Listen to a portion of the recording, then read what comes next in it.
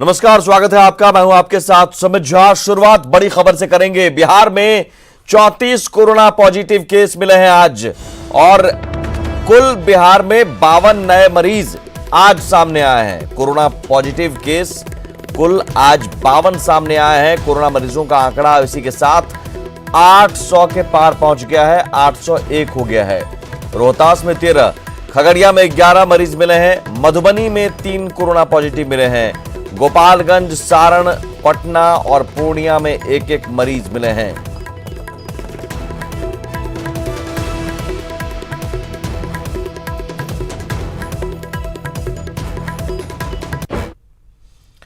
जाहिर है भारी तादाद में लोग बाहर से बिहार पहुंचे हैं। मरीजों के आंकड़े बढ़ते जा रहे हैं, लिहाजा मुकम्मल इंतजाम की उम्मीद करना फिलहाल किसी भी सरकार से बेमानी है। अब हम आपको पिछले 5 दिनों में कोरोना के बढ़ते आंकड़े दिखाते हैं, जो ये बता रहे हैं कि प्रवासियों के बिहार आने के बाद कोरोना मरीजों का आंकड़ा लगातार बढ़ रहा है। 8 मई को 24 नए मरीज मिले, 9 मई को 49 मरीज मिले, 10 मई को कोरोना के 78 मरीज मिले सबसे ज्यादा, 11 मई को 53 कोरोना पॉजिटिव केस मिले और 12 मई आज अब तक 52 मरीज मिल चुके हैं।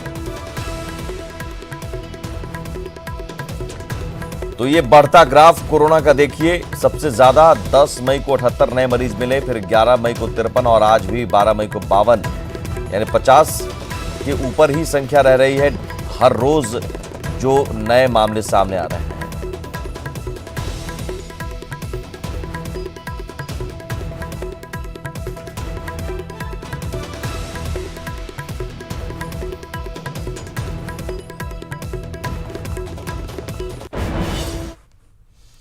कोरोना महामारी से इस वक्त दुनिया तबाह है। बचाव के लिए हर रास्ता अख्तियार किया जा रहा है। कोरोना से जंग में कोरोना वॉरियर्स अहम भूमिका निभा रहे हैं, लेकिन कुछ लोग ऐसे हैं जो उन्हें सम्मान देने के बजाय उनसे हाथापाई कर रहे हैं। जवान के साथ हाथापाई की तस्वीरें नालंदा से आई हैं, जहां बिहार थाना इलाके के पुलपुर चौक के नजदीक गश्ती के लिए निकले हॉक के जवान ने जब मेडिकल स्टोर पर हंगामा कर रहे युवक को मना किया तो सनकी युवक उल्टे जवान से उलझ पड़ा।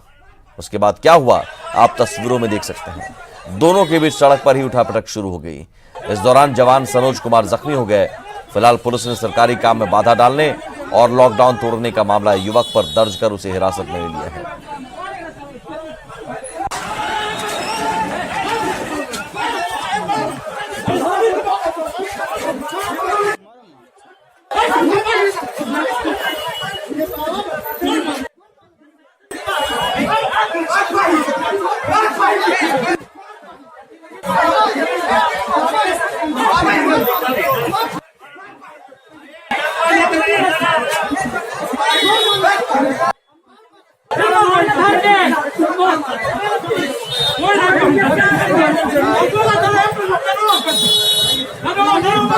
आसपास लोग तमाशबीन भी बने रहे कुछ देर तक। सड़क पर दोनों के बीच उठापटक होती रही, गुत्थम गुत्थी होती रही। बाद में उस युवक को काबू किया गया। बीच सड़क पर जवान से उलझा ये सनकी युवक। सवाल है कि जो पुलिस के जवान हैं, अगर आपको टोकते हैं, अगर आपको कहीं जाने से रोकते हैं, बेवजह घूमने से रोकते हैं, तो ये आपके और आपके परिवार के लिए ही कर रहे हैं। वो ये लोगों को समझना होगा, वो आपकी सुरक्षा के लिए तैनात है सड़कों पर।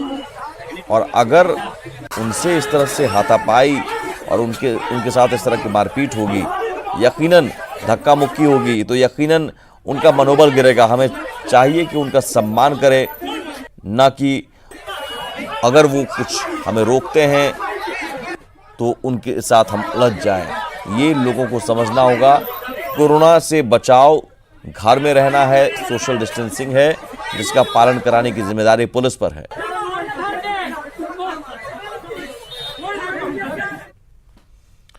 बिहार के क्वारंटीन सेंटर से हंगामे की खबर लगातार आ रही है। बद इंतजामी को लेकर प्रवासी मजदूर लगातार हंगामा कर रहे हैं। आज बाढ़ के पंडारक में यही देखने को मिला। पंडारक के क्वारंटीन सेंटर में जमकर हंगामा हुआ।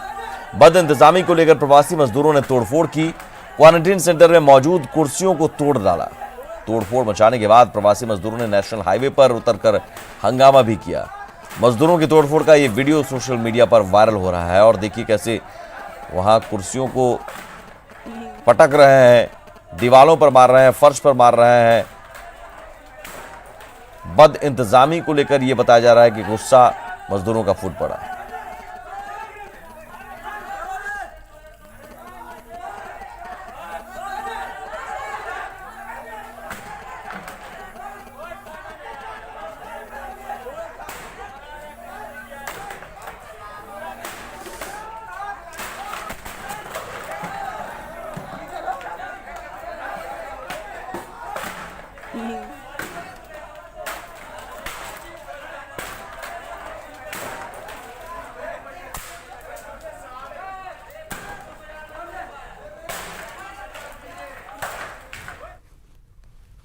छपरा में आज जमीन की जंग में जमकर लाठी डंडे चले। लोग एक दूसरे के खून की प्यासे हो गए।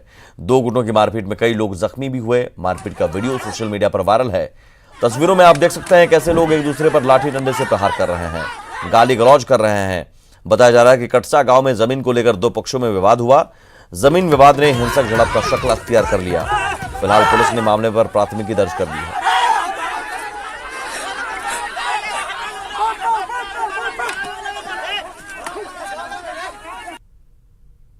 तो ये देखिए, यही शख्स देखिए कैसे लाठी का, बांस बल्ले का इस्तेमाल कर रहा है, एक दूसरे पर बरसा रहा है खूनी झड़प जमीनी विवाद में। इस स्थिति में कोरोना जैसी महामारी जहां फैली है, लोग अपने अपने घरों में रहने के लिए कहा जा रहा है, वैसी स्थिति में देखिए बच्चा जो है वो भी इसे शामिल है बवाल में, जो बड़े हैं वो भी शामिल हैं और एक दूसरे पर लाठी, बांस, बल्ले जो मिल रहा है उससे एक दूसरे पर हमला कर रहे हैं। जमीन के लिए खूनी जंग है।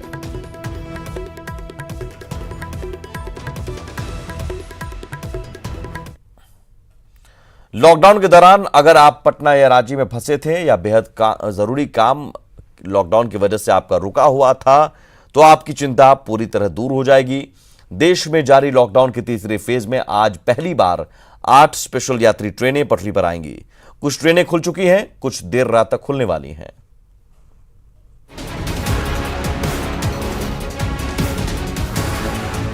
तकरीबन 1.5 महीने बाद पटरी पर ट्रेन लौटी है।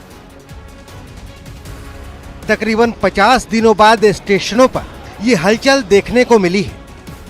राहत की 8 ट्रेनें आज देश के अलग अलग हिस्सों में जा रही हैं। सामान लेकर ट्रेन पकड़ने लोग समय से पहले ही स्टेशन पर पहुंचे। प्रशासन भी पूरी तरह मुस्तैद था। सभी का बस एक ही मकसद था, महफूज तरीके से लोगों को उनके घर पहुंचाना। लॉकडाउन में फंसे लोगों को ट्रेन खुलने से बेहद राहत मिली है। मैं मधुबनी से आया हूँ और मुझे दिल्ली जाना है। काफी दिनों से इंतजार थी, क्या वजह है कि जैसे ही ट्रेन सेवा शुरू हुई है आपने रजिस्ट्रेशन करवा लिया? क्योंकि मैं अकेले फंसा हूँ यहाँ पे, मेरा फैमिली है वहाँ पे बॉम्बे में। अच्छा, तो इसीलिए जाना जरूरी है ना। मैं कुछ दिनों के लिए 10-15 दिन के लिए आया था। 2 अप्रैल को मेरे को टिकट था बुकिंग, मेरे को जाना था दिल्ली। 2 तारीख को लॉकडाउन भी हो गया। उसके बाद मैं 16 अप्रैल को कराया। 16 अप्रैल में भी लॉकडाउन हुआ, वो भी कैंसिल हो गया। अब मैं जो न्यूज़ वगैरह में सुना कि ऑनलाइन हो रहे हैं, तो ऑनलाइन में टिकट किसी से करवाया। एहतियातन रेलवे ने भी यात्रियों के लिए खास इंतजाम किए हैं। यात्रा के दौरान सोशल डिस्टेंसिंग का पूरा ख्याल रखा जा रहा है। रेलवे ने यात्रियों से कम सामान लेकर यात्रा करने की अपील की है। कोई पोर्टर सर्विसेज उपलब्ध नहीं है, खुली नहीं है, इसलिए हम उनसे ये भी उपलब्ध कर रहे हैं कि वो जो है वो लाइटर सामान जो है कम से कम सामान लेके जो है वो ट्रैवल करें। जाहिर तौर पर पटरी पर लौटी ट्रेन लोगों के चेहरे पर रौनक लेकर लौटी है। न्यूज 18 के लिए पटना से अमित कुमार के साथ ब्यूरो रिपोर्ट, न्यूज 18 नेटवर्क। तो तकरीबन 1.5 घंटे बाद पटना से ट्रेन दिल्ली के लिए रवाना हो जाएगी। स्पेशल ट्रेन से जो लोग यात्रा की प्लानिंग कर रहे हैं या जो यात्रा करने जा रहे हैं, उन्हें कुछ बेसिक बातों को जानना बेहद जरूरी है और ये आप नोट कर लीजिए। रेलवे स्टेशन पर कूली का परमिशन नहीं है। कम से कम सामान लेकर यात्रा कर रहे हैं, इसलिए आप जितना कम सामान लेंगे उतनी परेशानी आपकी कम होगी। सभी यात्रियों को मास्क पहनना अनिवार्य होगा। कम से कम सामान लेकर यात्रा करें, ये 2 बड़ी बातें। सभी यात्रियों को मास्क पहनना अनिवार्य होगा, ये आपकी सुरक्षा के लिए भी है और ये जरूरी भी है।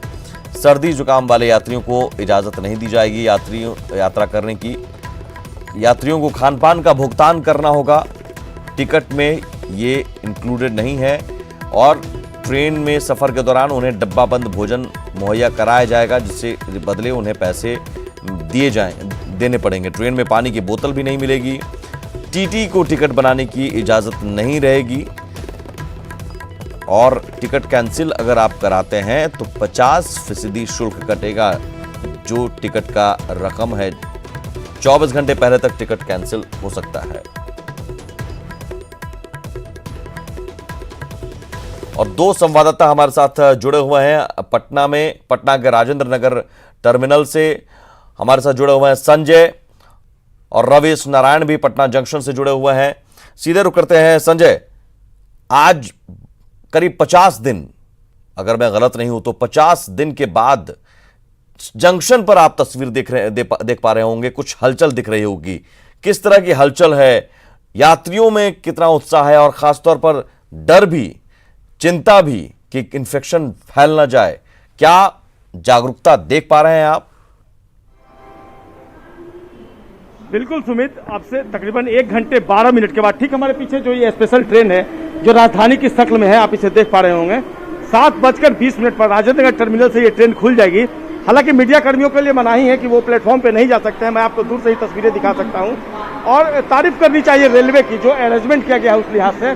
आप देख सकते हैं जो रेल अधिकारी है यहाँ पर टिकट की चेकिंग हो रही है, सैनिटाइजेशन का काम चल रहा है, स्क्रीनिंग का काम चल रहा है। तो निश्चित तौर पर जो इन्फेक्शन का डर है न केवल यात्रियों में है बल्कि जो रेल के कर्मी हैं उनमें भी है, रेल प्रशासन में भी है। लिहाजा हर तरीके से जो एहतियात बरतना चाहिए वो रेलवे बरत रहा है। देखिए सोशल डिस्टेंसिंग की बात कर रहे हैं तो सोशल डिस्टेंसिंग को लेकर किस कदर यहाँ पर सर्किल बनाया गया है इसको आप देख सकते हैं। सीधे हमारे आगे आप देख रहे होंगे कि पैसेंजर जो है वो खड़े हैं ट्रेन में और वहां तक सोशल डिस्टेंसिंग के तहत ये पैसेंजर्स भी गए हैं। यानी कुल मिलाकर सोशल डिस्टेंसिंग हो या सैनिटाइजेशन हो या फिर जो दूसरी बातें हो, एहतियात बरत रहा है रेल प्रशासन और काफी चौकसी दिखा रहा है जो पुलिस सिस्टम है। अब आप देख रहे जो अधिकारी हैं वो किस कदर यहाँ पर हैं, यहाँ पर आरपीएफ के अधिकारी हैं, कमांडेंट हैं, वो भी जो सीनियर ऑफिसर हैं वो भी दिख रहे हैं।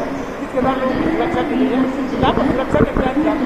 जी आप देख रहे हैं सुरक्षा का क्या इंतजाम है, आप देख ही रहे हैं लोग को जो मॉनिटरिंग कर रहे हैं। जी बिल्कुल बिल्कुल मैं मॉनिटर कर रहा हूँ। मैंने देखा कि यहाँ पर जो क्यू फॉर्मेशन हो रहा है, सोशल डिस्टेंसिंग हो रहा है कि नहीं, पैसेंजर्स मास्क पहन रहे हैं कि नहीं, जो गाइडलाइंस दिया गया है उनको उसका फॉलो हो रहा है कि नहीं, वो सब मैंने देखा भी आके। नहीं, it has to be prioritize. जिस तरह का सिचुएशन है तो social distancing is very very important, है ना। तो वी आर डूइंग दैट। सारे लोग, आरपीएफ है, सिविल पुलिस है, जीआरपी है, सब लोग हैं, हम लोग सब।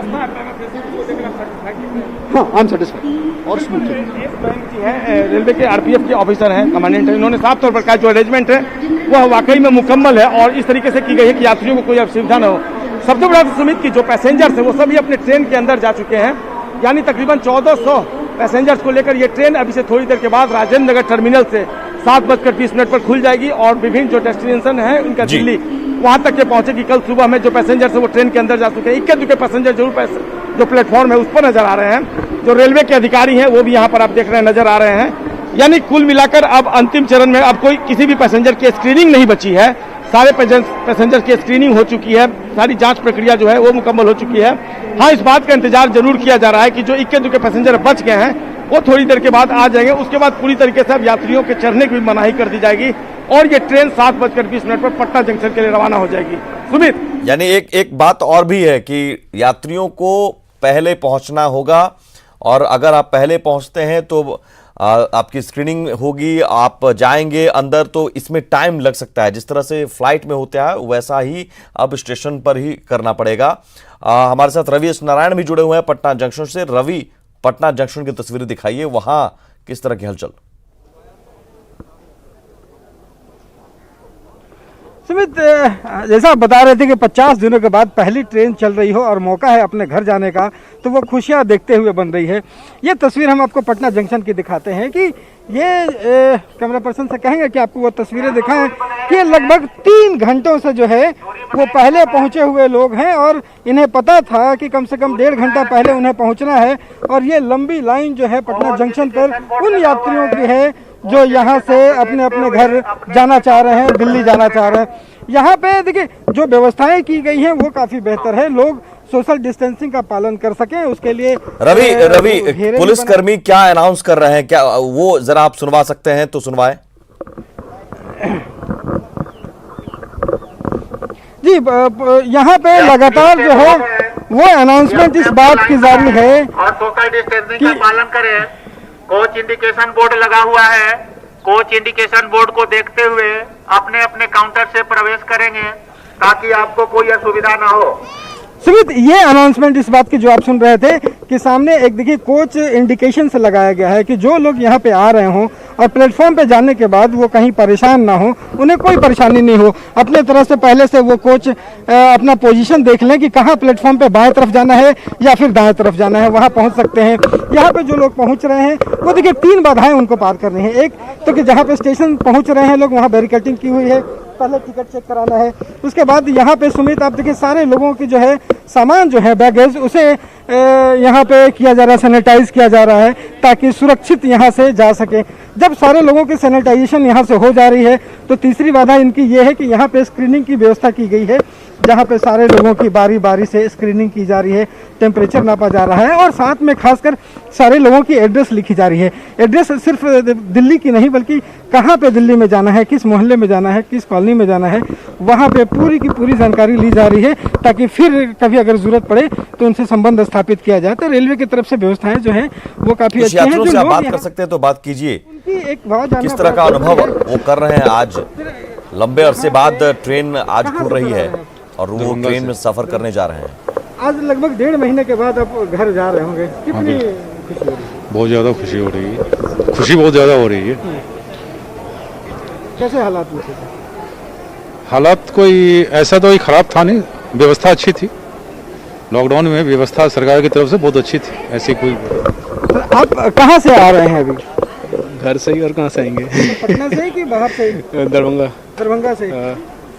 कितने दिनों के बाद, लगभग 50 दिनों के बाद आप जा रहे हैं, घर जा रहे होंगे। हाँ। कैसा लग रहा है? अच्छा लग रहा है। क्या बहुत खुशी हो रही है? बहुत खुशी हो रही है। बिल्कुल, आपकी मुस्कुराहट बता रही है कि ये घर जाने की खुशी जो है वो कितनी है सुमित, और वाजिब है। 1.5 महीनों के बाद अगर घर जाने का मौका मिलता है तो खुशी वाजिब भी है। जी, कितने बजे यहाँ से ट्रेन खुलने वाली है?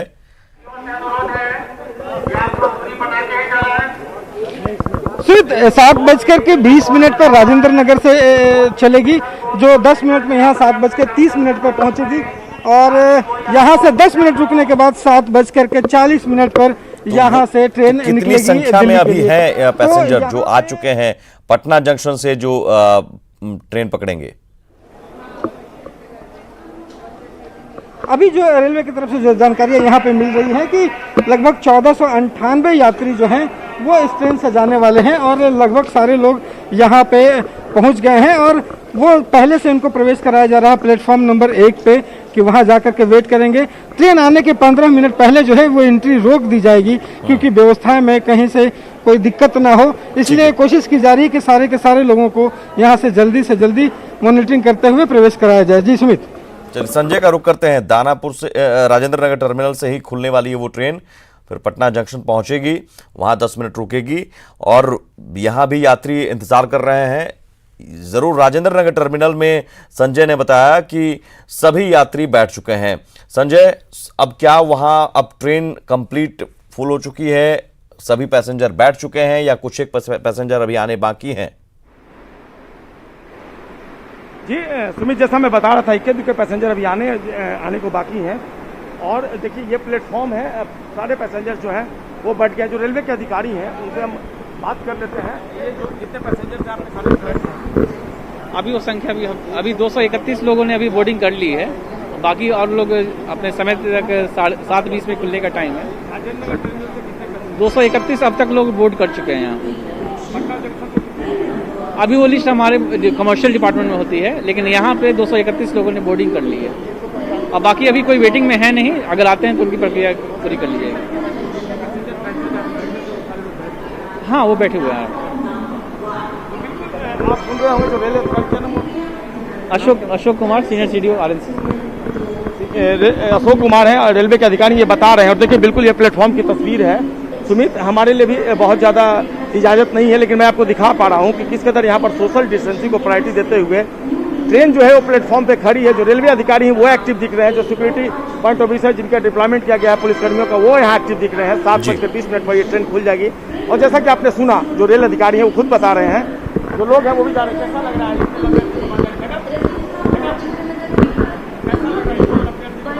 बहुत ही अच्छा लग रहा है हमें, बहुत ही अच्छा लग रहा है। जाने की जल्दीबाजी है क्योंकि ट्रेन जो है वो खुलेगी यहाँ से थोड़ी देर में, और यात्रियों के लिए अब ये अंतिम चरण है चूंकि वो बस कुछ ही देर बाद बिल्कुल करीब 1 घंटे बाद ये ट्रेन खुलेगी 7:20 पर। और जाहिर है ये व्यवस्था मुकम्मल की गई है ताकि इन्फेक्शन न फैले, महामारी न फैले, इसलिए सावधानी ट्रेन के अंदर भी बरतना है।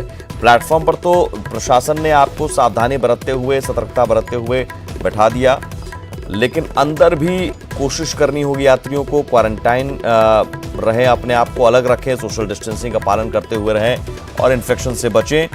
ये 8 स्पेशल ट्रेनें हैं, ये आप देख लीजिए, जो आज चलने वाली हैं। अहमदाबाद से नई दिल्ली, मुंबई सेंट्रल से नई दिल्ली, पटना से नई दिल्ली, रांची से भी खुलने वाली है ट्रेनें, हावड़ा से नई दिल्ली। ये ट्रेन अब खुलेगी, जिसमें पटना से आज पहली ट्रेन रवाना होने वाली है 1 घंटे बाद। अभी से ठीक 1.25 घंटे बाद पीएम मोदी एक बार फिर देश को संबोधित करेंगे। पूरा देश पीएम के संबोधन का इंतजार कर रहा है। आज रात 8 बजे पीएम मोदी 5वीं बार देश को संबोधित करेंगे। ऐसे में इस बात की अटकलें लगाई जा रही हैं कि पीएम लॉकडाउन बढ़ाने या हटाने को लेकर या फिर उसमें कुछ और ज्यादा छूट देने को लेकर ऐलान कर सकते हैं। हालांकि सोमवार को मुख्यमंत्री के साथ हुई बैठक में पीएम ने सभी राज्यों से लॉकडाउन को लेकर सुझाव मांगे हैं। पीएम ने 15 मई तक सभी मुख्यमंत्रियों से अपने सुझाव देने को कहा है। 17 मई को लॉकडाउन का तीसरा फेज खत्म हो रहा है, लिहाजा पूरे देश की नजर पीएम के संबोधन पर टिकी हुई है। कोरोना काल में प्रधानमंत्री नरेंद्र मोदी जी आज देशवासियों के नाम अपना 5वां संदेश देने जा रहे हैं। 5वां संबोधन होगा ये। इससे पहले प्रधानमंत्री 4 बार राष्ट्र के नाम संबोधित कर चुके हैं। पहला संदेश पीएम ने 19 मार्च को दिया, दूसरा संदेश 24 मार्च, तीसरा संदेश 3 अप्रैल को। 5 अप्रैल की रात 9 बजे 9 मिनट के लिए घरों के लाइट बंद करने की अपील आपको याद होगा, आप भी उसमें जरूर हिस्सा लिए होंगे। चौथा संदेश 14 अप्रैल को जान भी जहान भी का मैसेज दिया था। आज क्या मैसेज मिलता है? और जाहिर है प्रधानमंत्री का एक एक संदेश का पालन करते रहिए, जरूर सब मिलकर हम कोरोना को हरा सकते हैं। और इसी के साथ इस बुलेटिन में इतना ही। नमस्कार।